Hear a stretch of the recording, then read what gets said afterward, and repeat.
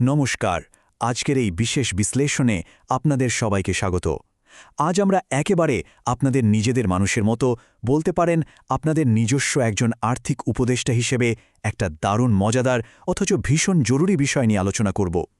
সরকার হঠাৎ করে আমাদের সোনা কিনতে কেন বারণ করছে, আর ওই দূরের কোনো দেশের যুদ্ধ কিভাবে আপনার আমার দৈনন্দিন বাজারের হিসাব ওলটপালট করে দেয়, আজ আমরা ঠিক সেটাই বোঝার চেষ্টা করব। তো চলুন আর দেরি না করে সরাসরি মূল বিষয়ে ঢোকা যাক। শুরুতেই কিন্তু আমরা একটা বেশ বড়সড় ধাঁধার মুখে পড়ছি। ভাবুন তো একবার, একদিকে রিজার্ভ ব্যাঙ্ক অফ ইন্ডিয়া বা আরবিআই নিজেদের ভল্টে টন টন সোনা জমা করছে, আর ঠিক সেই সময়ে খোদ প্রধানমন্ত্রী আমাদের বলছেন দয়া করে এখন অপ্রয়োজনীয় সোনা কেনা বন্ধ রাখুন। মানে সরকার যেটা করছে আমাদের ঠিক তার উল্টোটা করতে বলছে। কিন্তু কেন এমনটা হচ্ছে? ব্যাপারটা বেশ অদ্ভুত, তাই না? আজকের এই ধাঁধার জট খুলতে আমরা কয়েকটা ধাপে এগোব। আমরা কথা বলবো এই গোল্ড প্যারাডক্স নিয়ে, ফিরে তাকাবো ৯১-এর সেই পুরনো সংকটের দিকে, বিশ্বযুদ্ধ আর আমাদের বাজেটের সম্পর্ক বুঝব, ডলারাইজেশন ট্রেন্ড নিয়ে আলোচনা করব, আর সবশেষে ফিজিক্যাল ও ডিজিটাল সোনার তফাৎ বুঝে সাধারণ পরিবারের জন্য কিছু স্মার্ট টিপসও দেব। ১ নম্বর point, the great gold paradox বা সোনার মহাপ্যারাডক্স। ওপর মহল থেকে আসা এই মিশ্র সংকেতগুলো আসলে কি? চলুন চট করে দেখে নিই। এখানে সবচেয়ে মজার বিষয়টা হল সরকারের কাজ আর তাদের কথার মধ্যে আকাশ পাতাল তফাৎ। একদিকে সরকার বলছে, ভাই, বিয়ে বা অন্য কোনো অনুষ্ঠানে একটু বুঝে শুনে খরচ করুন, খুব দরকার না হলে সোনা কেনা কিছুদিন বন্ধ রাখুন, জ্বালানি বাঁচান। এমনকি ইউপির মতো রাজ্যে ওয়ার্ক ফ্রম হোম বা বাড়ি থেকে কাজ করার অনুমতিও দেওয়া হচ্ছে। সম্ভাব্য অর্থনৈতিক সংকটের জন্য যেন সবাই তৈরি থাকে। কিন্তু ঠিক একই সময়ে আরবিআই বিদেশ থেকে বিপুল পরিমাণে সোনা কিনে আনছে।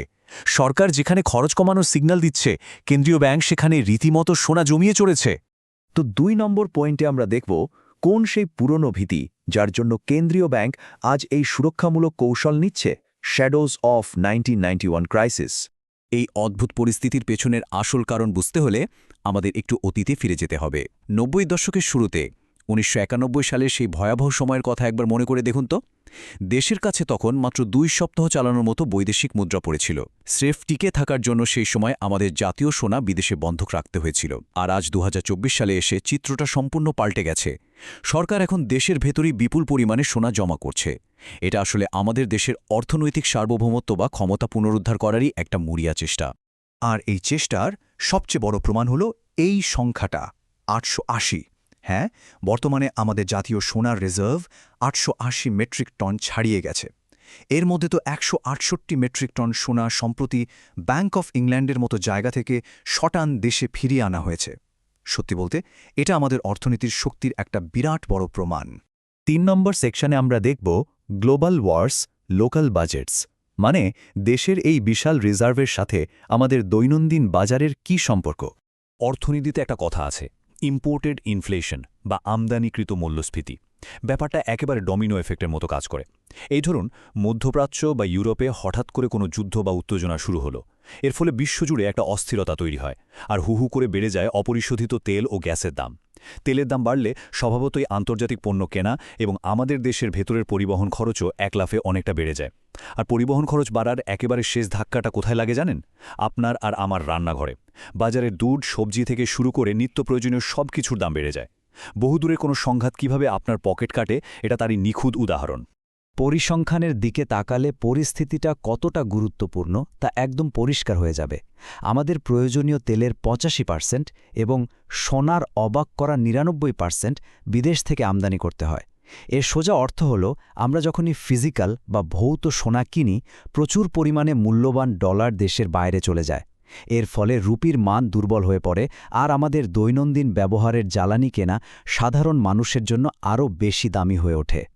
এবার আসা যাক ৪ নম্বর সেকশনে, the dollarisation trend.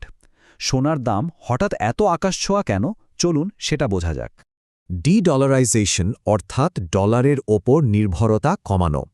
Russia Ukraine যুদ্ধের সময় আমেরিকা যখন এক ঝটকায় রাশিয়ার বিলিয়ন ডলারের রিজার্ভ জব্দ করে দিল, তখন বিশ্বের অন্যান্য দেশগুলো বেশ ভয় পেয়ে গেল। তারা বুঝল শুধু ডলারের ওপর নির্ভর করে বসে থাকাটা কতটা বিপদের। তাই ভবিষ্যতের আর্থিক নিষেধাজ্ঞার হাত থেকে বাঁচতে বিশ্বজুড়ে কেন্দ্রীয় ব্যাংকগুলো ডলারের বদলে সোনা জমা করতে শুরু করল। আর সোনার এই বিশাল চাহিদাই এর দামকে রকেটের মতো সর্বকালের সর্বোচ্চ পর্যায়ে নিয়ে গেছে। 5 নম্বর সেকশনে আমরা কথা বলবো ফিজিক্যাল বনাম ডিজিটাল সোনা নিয়ে। এতক্ষণ তো বিশ্ব অর্থনীতির কথা হলো, এবার আসা যাক আপনার আমার মতো সাধারণ মানুষের কথায়। দেখুন, ফিজিক্যাল গয়নার বদলে কেন ডিজিটাল সোনা বা সভরেন গোল্ড বন্ড বেছে নেওয়া উচিত তার খুব স্পষ্ট একটা কারণ আছে। ফিজিক্যাল গয়নাকে বলা হয় ডেড মানি বা অলস অর্থ। এতে প্রচুর মেকিং চার্জ দিতে হয়, চুরির ভয় থাকে সবসময়, আর ওই যে বললাম দেশের বৈদেশিক মুদ্রার রিজার্ভের উপর এটা মারাত্মক চাপ ফেলে। কিন্তু ডিজিটাল সোনার ক্ষেত্রে বিষয়টা একদম উল্টো। এখানে কোনো মেকিং চার্জ নেই, চুরি যাওয়ার বিন্দুমাত্র ভয় নেই, আর সবচেয়ে বড় কথা হলো এর জন্য বিদেশ থেকে সোনা আমদানি করতে হয় না বলে এটা আমাদের রুপির মানকেও শক্তিশালী করে। মানে নিজের টাকাও বাড়ল, আবার দেশেরও লাভ হলো। কথাটা কিন্তু খুব সত্যি। একটু ভেবে দেখুন, আমরা যখন ফিজিক্যাল সোনার বিস্কুট বা গয়না কিনে লকারে আটকে রাখি, তখন সে মূলধনটা কিন্তু সেখানেই বন্দী হয়ে পড়ে থাকে। ওটা দেশের অর্থনীতিতে কোনো কাজেই আসে না। কিন্তু ডিজিটাল বিকল্পগুলো বেছে নিলে আপনার সেই জমানো টাকাটা সচল থাকে, আর দেশের অর্থনীতিকে সামনের দিকে এগিয়ে নিয়ে যেতে সাহায্য করে। তাহলে এই পরিস্থিতিতে আমাদের কি করা উচিত? 6 নম্বর সেকশনে চলুন দেখে নিই সাধারণ পরিবারের জন্য কিছু স্মার্ট আর বুদ্ধিদীপ্ত পদক্ষেপ। এখানে খুব সুন্দর সহজ একটা আর্থিক পরিকল্পনা দেওয়া হলো। প্রথমত, ঘরে কোনো বিয়ের অনুষ্ঠান বা অত্যন্ত জরুরি কোনো দরকার না থাকলে আপাতত ফিজিক্যাল সোনা কেনাটা একটু স্থগিত রাখুন। দ্বিতীয়ত, এই অস্থিতিশীল সময়ে যে কোনো ইমার্জেন্সির জন্য একটা নিরাপদ ফান্ড থাকা খুব দরকার। তাই উচ্চ সুদের ফিক্সড ডিপোজিট বা এফডি করে রাখাটা এখন দারুণ বুদ্ধিমানের কাজ। আর তৃতীয়ত, লিকুইডিটি বা যখন খুশি টাকা তোলার সুবিধার জন্য ডিজিটাল সোনা বা মিউচুয়াল ফান্ডের উপর ভরসা রাখতে পারেন। আপনাদের একজন আর্থিক উপদেষ্টা হিসেবে আমার একটা ছোট্ট সতর্কবাণী দেওয়া ভীষণ প্রয়োজন। এই মুহূর্তে চারদিকের খবর শুনে আতঙ্কিত হয়ে বা হুজুগে পড়ে ফিজিক্যাল সোনার কয়েন বা বিস্কুট কিনে ফেলাটা কিন্তু মোটে উচিত নয়।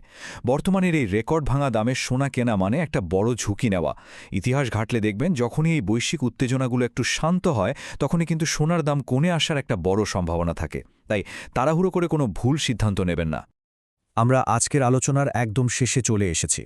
শেষ করার আগে আপনাদের কাছে আমার একটা বড় প্রশ্ন রইল। দেশের অর্থনীতির কথা ভেবে আমরা কি আমাদের এই শত শত বছরের পুরনো ফিজিক্যাল সোনা কেনার অভ্যাসটা একটু পাল্টাবো, নাকি আধুনিক আর্থিক সরঞ্জাম আর যুক্তির চেয়ে আমাদের সেই পুরনো ঐতিহ্যই শেষ পর্যন্ত জিতে যাবে? একটু গভীরভাবে ভেবে দেখবেন কিন্তু ব্যাপারটা। আজকের মতো আমাদের আলোচনা এখানেই শেষ করছি। সবাই খুব ভালো থাকবেন আর সাবধানে বিনিয়োগ করবেন।